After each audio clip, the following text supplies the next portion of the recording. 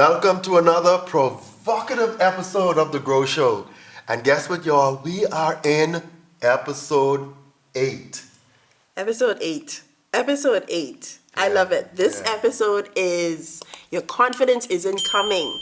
It's created. We're still on ownership. Wow. And last episode, we talked about playing small and humility and what it feels like and looks like and why you should own And your owning that value. value and your identity. Right? And usually when we think of owning our value and we, the next question of how do we own our value, the word confidence comes up. And people tend to think that they need to feel confident in owning their value before they own their value. They're waiting to be confident, they're waiting to feel confident. But what if I told you that confidence is created after you act? You have to create the confidence, not before. Confidence is a consequence of ownership. At Hello 7, the company that I work with, we had this phrase called courage over confidence. Because again, you have to have the courage to act before the confidence comes. Because the confidence is not always there. Sometimes you get on the stage and you may get stage fright, but you have to build that confidence in order to be able to continue with the program. Yes. Now, I have to bring this in before we get into the how. How do we model confidence? The perfect model of confidence, especially owning your value, I believe is Jesus.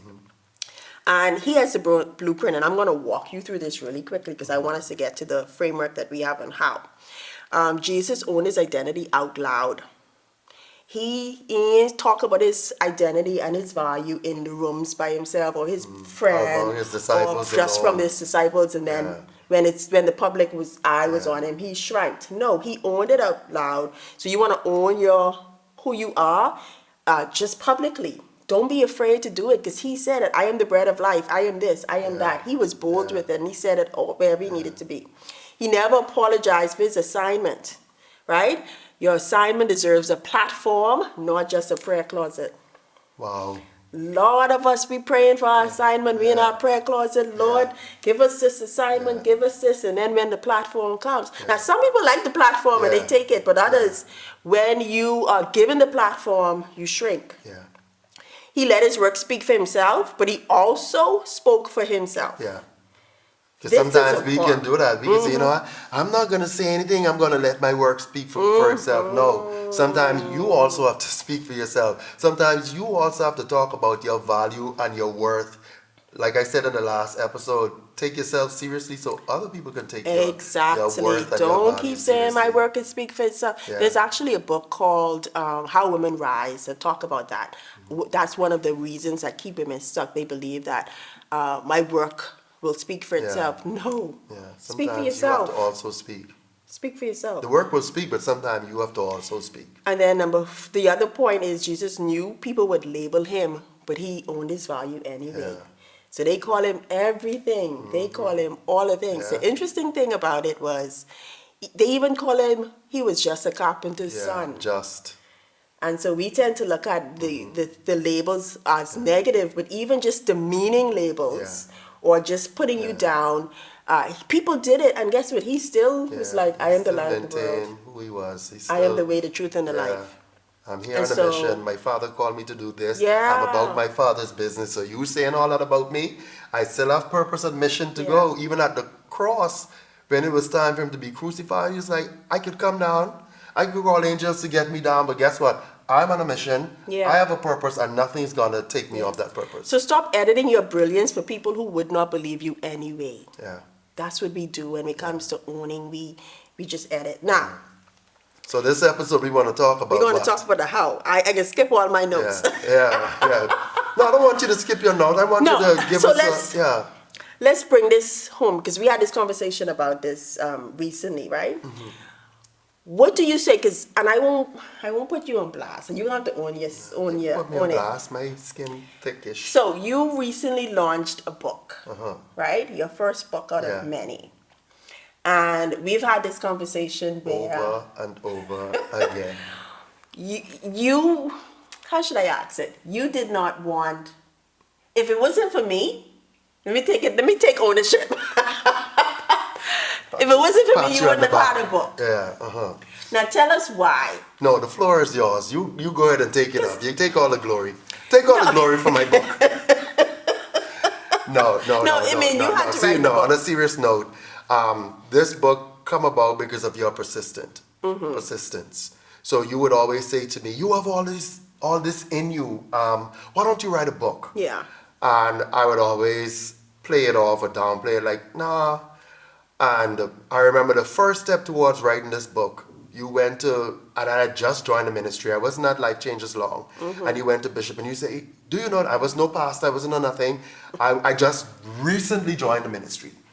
And you said to Bishop, "You know, Glenn has a lot on fasting and knows a lot on fasting and fasts a lot. And he have all this knowledge and let him use that somehow in the ministry." And Apostle ran with that. That I remember him calling me and he said, "Listen, we're going into 3 nights of fasting and praying, and I need you to speak for the 3 nights on fasting." And I'm like, oh my God. One, I just reached this ministry. These people that don't know me like that, how they can receive me? They don't even know I know nothing but fasting. And those 3 nights created the first set of the material, because I had to prepare for it. That was used as a foundation for the book. But I didn't do it with a book in mind, but with your persistence. You say, why don't you use that material? Yes. Now, to now write a the book. reason I bring that up is that book has gone to impact so many people who wanted to learn about fasting. Yes. But you did not want to put yourself out there. No, if it I was didn't. not for me, go into Apostle, and I was like, because you were so passionate quietly. This is the quietly now, because you would always say, "Oh, I got so much things I want to talk about." I'm like, go ask to be taught to talk about it then. And you said no. What was that? For me, that's my humility. I didn't want to look as if I am looking for a mic or a platform, because that's not me. And I wanted it to be given, because the minute he asked, I said yes. Right. I wanted But it what to if be he didn't given. ask? And if he didn't ask, it would not have happened, because I was not going to ask. Because I am humble and I don't want to. You're hiding. And I don't want to go there and put myself out, because nothing I get in life I go and I ask for it more. Right, but what is the source? I worked and it's come to me. So, and it goes back to, and I was having a conversation about my client about the same thing.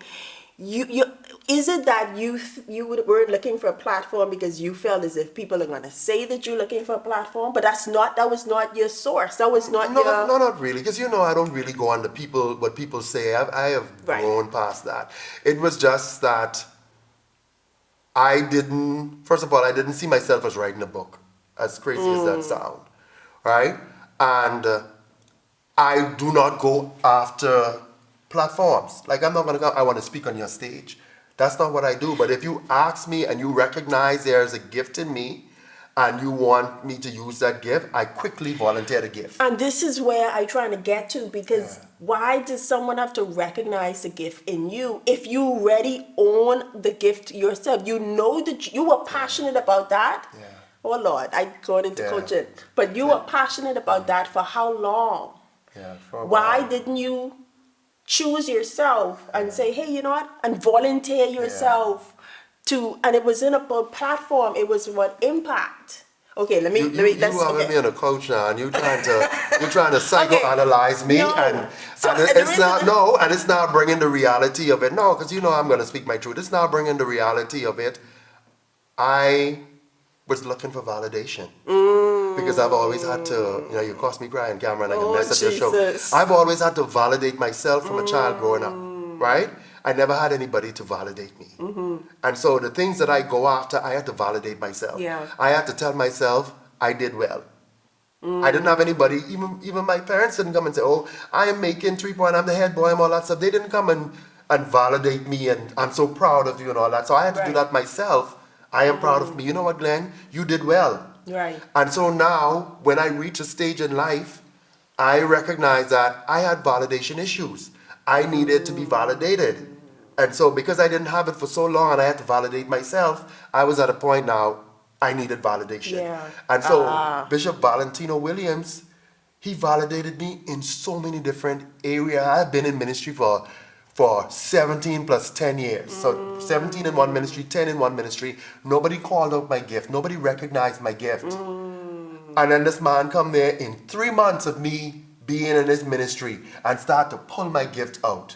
You see what I'm saying? And so that validation meant something to me. So I think that's where it came from for me personally. And I made it go that deep. So sorry. But the reason I wanted to really, because we've talked about that quite a bit of times. And when we talk about owning the value, I wanted to pull out the source because that's where a lot of people are, that they're waiting. And it could be total different reasons, but and I want to reinforce the fact that if you didn't put, if the book wasn't there or the invitation didn't come, you wouldn't have impacted so many people. And it goes back to what we talked about in the other episode. I sold almost 500 copies of that book. That means people were able to get glean. And then a lot of the feedback that I got from it was written so simple that anybody could understand. And that's my gift. I'm able to take complex material, break it down so the average person, the average man or woman could be able to understand. Which goes to confidence is not, you're not waiting for confidence, you're creating it. It's creating the opportunity, not for a platform,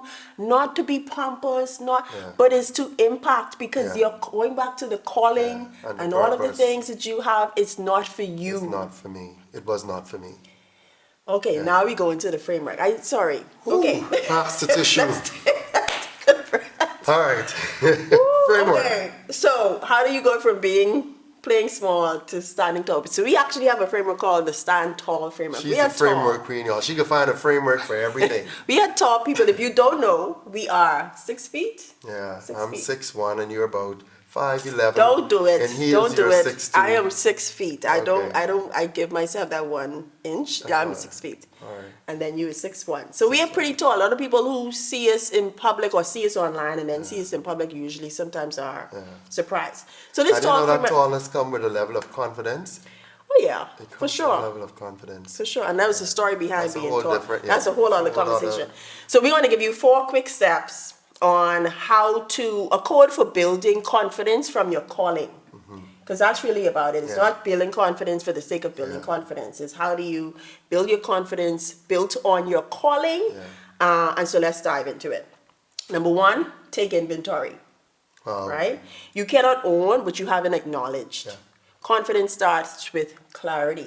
So you're taking inventory from a business standpoint, auditing what your strengths, your skills, what's working, right? Your client results, your past stories. What comes easy for you? What's come easy, right? Your natural giftings, what people come to you for. Right? From that standpoint, from a career standpoint, what sets you apart? What are your recent wins? Where have you added value? Right? And from a relationship, wait, don't go to relationship yet.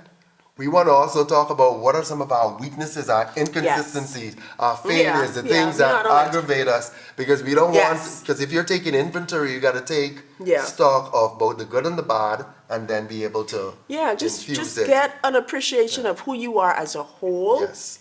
And because that's what creates that confidence from, hey, back to identity. I know who I am. I know whose I am. I know what I'm good at. I know what I'm not good at, so I can say no to things that I'm not good at. All of that good stuff. Work on the thing that I'm not good at. Right?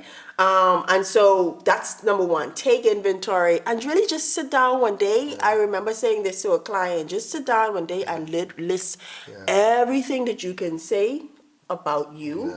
The good, the bad, the strengths, all of that stuff. Just find out who you are. A lot of people don't do that. We really don't. And that again is a part of the fear and a part of the hiding. It's not an easy thing, and it doesn't feel good when you have to acknowledge some not so good things about yourself. But for me, I'd always say to you, I'm going to acknowledge it about me first before you tell me. So when you come and tell me, I already know, and so it's not going to have the same impact. And but even from the flip side, some people don't sit down and even acknowledge or take inventory of their assets.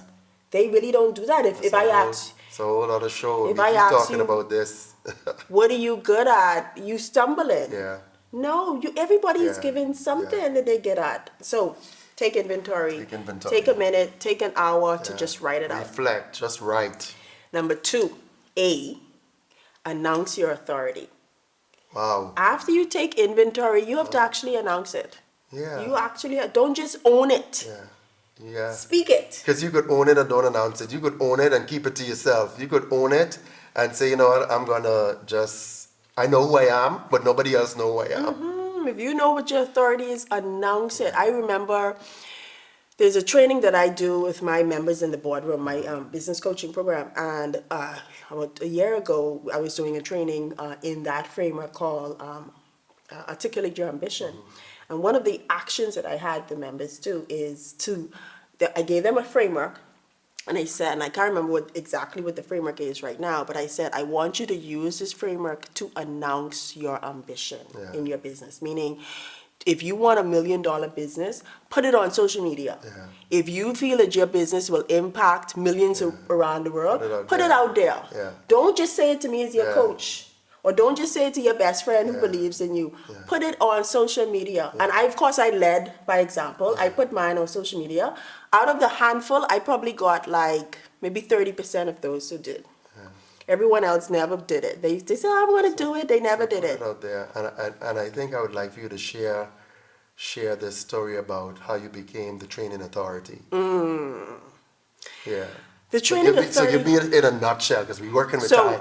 It really was through the lessons of Dr. Miles Monroe, God rest his soul. He did an entire teaching for the year on authority. And I remember sitting in church at that time, and I asked God, I'm like, okay, God, I understand what authority is. What am I the authority in? And sat there, going through my life and my taking inventory. And I'm like, teaching, training. Yeah. By that point, I had trained in every single role that I had. I had held just about every role of in training and development in my career. And I'm like, okay, I'm the training authority. And then I said, I ran from it, obviously. I didn't accept it, because I'm like, who am I to say I'm the training authority? And I remember I was in China just battling with this. And I said, okay, if I go to the business license office and the name is there, it must be mine. Yeah. It must be for me. And the name was there. So And I registered the name. Authority. And even with registering the name, I still had to grow into owning it. Like, okay, all right, now I am the training authority, but it took a while to own it and announce it publicly. And so what does that look like? Publishing and your positioning statement, posting your brand promise, pitching yourself for speaking gigs, all of that stuff, introducing yourself by your value, not just your title, speaking up, all of that goodness in announcing your authority. L, lead with evidence. Let your receipts speak. Confidence isn't about hype, it's a history. My track record shows. Yeah, you ain't gotta even. And I'm not bragging. And I'm not boasting. That's my track record. It shows that I deliver excellence. It shows that when I get in front of an audience, I'm breaking the material down and I'm teaching with expert knowledge. Yeah, present case studies, testimonials, data, showcase like what you've done. I remember a pastor, I won't call his name, he made a post on social media, and he said, anyone who have something to say about what I've done, just put he didn't use the word track record, but put everything that you've done next to my list. And then let's have a conversation. Because I'm like, you're so busy knocking me down for owning my truth, owning who I am, owning my values, and you criticizing. Put what you have next to mine and let's see. Yeah. And then when it line up, you'll see that I am really the training authority, because I've put 15 to 20 years in this thing. And track your wins. In order to lead with evidence, you have to track your wins. One thing I do in ChatGPT now, is I have this thread called wins, wins tracker or something like that. So whenever I have something that that was strong or evidence or testimonial, I just drop it in ChatGPT, and every month I would say, what are my wins for the month? Okay. And so so there's so many ways that you can track it so you don't forget, so that you can lead with the evidence that you have. Last but certainly not least, this is a big one. I don't know why we try to rush these things. We give you just enough. It's a lot to say, because we even didn't get in the relationship part of this, and you know that's my part. No. But anyway, let's get there. But let's go of the lies is the L, the last step. Confidence requires detox, cleaning out the beliefs, blocking your boldness. The stories that we tell ourselves that may not necessarily be true. So, for example, you may say they won't pay me that. You want to replace that with the right people will invest. I need more credentials. No, your results qualify you, right? Or I'm not ready. I'm prepared enough to start. So it's really letting go of the lies that we tell ourselves when it comes to just owning the value and not waiting for the confidence to show up. And that's really what it's all about. We could tell ourselves some stories now, and there's no validation and there's no truth to it, but either we have heard it so often or we ourselves have said it so often, we starting to believe it. Even from a personal standpoint, someone saying, I'm too much. Right? How do you reframe that? I'm exactly enough for the right people. And then the right person may be attracted to you too much. Exactly. So let go of the lies. So in a nutshell, the tall framework for confidence is, number one, take inventory. You cannot own what you have not acknowledged. Announce your authority. Don't just own it. Speak it. 3, lead with evidence. Let your receipts speak. Confidence isn't hype, it's history. And number 4, L, let go of the lies. Clean out the beliefs, blocking your... We have all kind of stories. We could have gone all that. So confidence is really you stepping into it and not waiting. And so if you are, and it's not proof of your arrival, it's proof that you're moving. Yes. I love that. I love it. So at the end of the day, pick one area where you've been hesitating or waiting to feel confident and take one bold step today.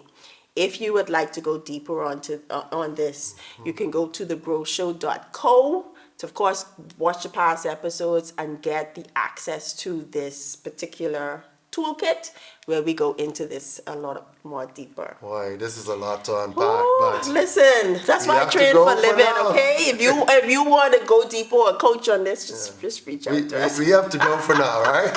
Yeah, it's a lot. Trust me, it is a lot. But we just want you to take away that stand tall in your confidence. Yes. Yeah? And until then, live evolve.